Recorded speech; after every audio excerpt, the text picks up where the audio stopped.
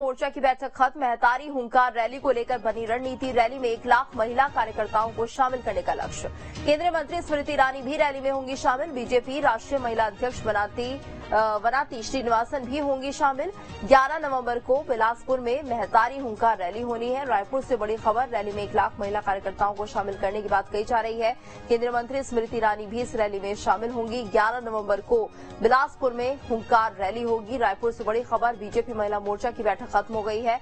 महतारी हुंकार रैली को लेकर बनी रणनीति। रैली में 1 लाख महिला कार्यकर्ताओं को शामिल करने का लक्ष्य रखा गया है। केंद्रीय मंत्री स्मृति ईरानी भी रैली में शामिल होगी। बीजेपी राष्ट्रीय महिला अध्यक्ष वनाती श्रीनिवासन भी इसमें शामिल होंगी। 11 नवंबर को बिलासपुर में महतारी हुंकार रैली होगी। तो रायपुर से बड़ी खबर, बीजेपी महिला मोर्चा की बैठक खत्म हो गई है। महतारी हुंकार रैली को लेकर रणनीति बनी है। रैली में 1 लाख महिला कार्यकर्ताओं को शामिल करने की बात कही जा रही है। और ज्यादा जानकारी के लिए बात करेंगे संवाददाता अंकुश से। अंकुश, तो 11 नवंबर को बिलासपुर में महतारी हुंकार रैली होनी है, और क्या जानकारी इस रैली को लेकर?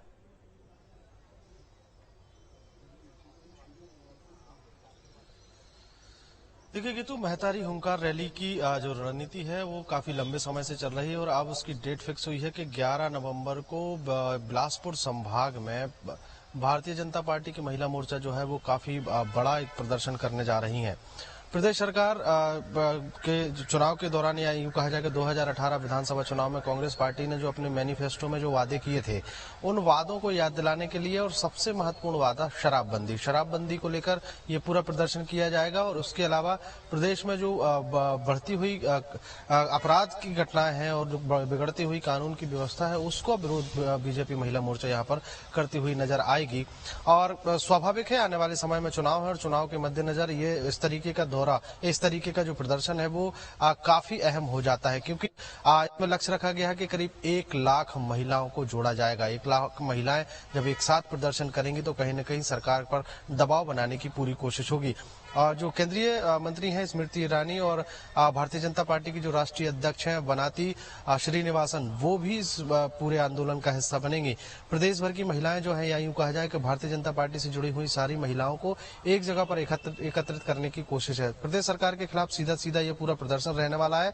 इसके लिए बाकायदा एक महत्वपूर्ण बैठक की गई है और बैठक के माध्यम से रणनीति बनाई गई है कि 11 नवंबर को जो प्रदर्शन होगा, उस प्रदर्शन के दौरान या प्रदर्शन में कौन कौन सी रणनीति अपनानी है और कैसे कैसे विरोध करना है। ये पूरा विरोध प्रदर्शन के अगर मायने देखे जाए तो मायने सीधे स्पष्ट है कि आने वाले समय में चुनाव है और चुनाव के लिहाज से महिलाओं को साधने की कोशिश है। जब 2018 विधानसभा चुनाव हो रहा था तो उस दौरान जब कांग्रेस पार्टी ने मैनिफेस्टो में शराबबंदी का जो वादा किया था, उस वादे को अब आधार बना लिया है बीजेपी ने। और उस वादे को आधार बनाकर कहीं न कहीं ये कोशिश है कि 2018 में शराबबंदी के वादे को लेकर प्रदेश भर की जो महिलाएं हैं, उन्होंने एक तरफा वोट कांग्रेस पार्टी को दिया था और वो वोट देने के बाद जो बहुमत है वो कांग्रेस पार्टी के पास आया था और कांग्रेस पार्टी की सरकार बनी थी। ऐसे में शराबबंदी का वादा अभी तक पूरा नहीं हुआ है, इसलिए इस वादे के आधार पर अब बीजेपी कहीं न कहीं कांग्रेस पार्टी को घेरने की रणनीति बना रही है और कोशिश है कि महिलाओं को एकजुट किया जाए। प्रदेश में आधी आबादी है महिलाओं की, अगर महिला एकजुट होती हैं तो एक नया माहौल, एक नई मजबूत पकड़ जो है वो कहीं न कहीं बीजेपी की महिलाओं की तरफ से बना ली जाएगी। इसी कोशिश में अब इतना बड़ा आंदोलन करने की तैयारी बीजेपी कर रही है। और इस आंदोलन में, चूंकि इस आंदोलन को बड़ा बनाने का सीधा कारण यह है कि आने वाले समय में चुनाव है और इसमें केंद्रीय मंत्री, भारतीय जनता पार्टी के राष्ट्रीय अध्यक्ष, प्रदेश स्तर की जितनी भी पदाधिकारी हैं, महिला पदाधिकारी हैं, वो भी इसमें शामिल होंगी और प्रदर्शन करके प्रदेश सरकार के खिलाफ दबाव बनाने की कोशिश करेंगे और आने वाले चुनावी लिहाज से महिलाओं को अपने पक्ष में लाने की कोशिश करेंगे। गीतू, धन्यवाद अंकुश इस पूरी जानकारी के लिए। आगे बढ़ते हैं। मध्य प्रदेश के मुख्यमंत्री शिवराज सिंह चौहान ने बेटियों को लेकर बड़ा फैसला किया है। सीएम ने ऐलान किया कि प्रदेश के हर जिले में एक सड़क का नाम लाडली लक्ष्मी रोड किया जाएगा। सीएम ने कहा कि मेरी लाडली लक्ष्मी बेटियां बड़ी होकर प्रदेश का भविष्य बनाएंगी। इस दौरान सीएम ने 1477 लाडली लक्ष्मियों के खाते में 1,83,00,000 रुपए ट्रांसफर किए, जबकि कुछ बेटियों को प्रमाण पत्र भी बांटे।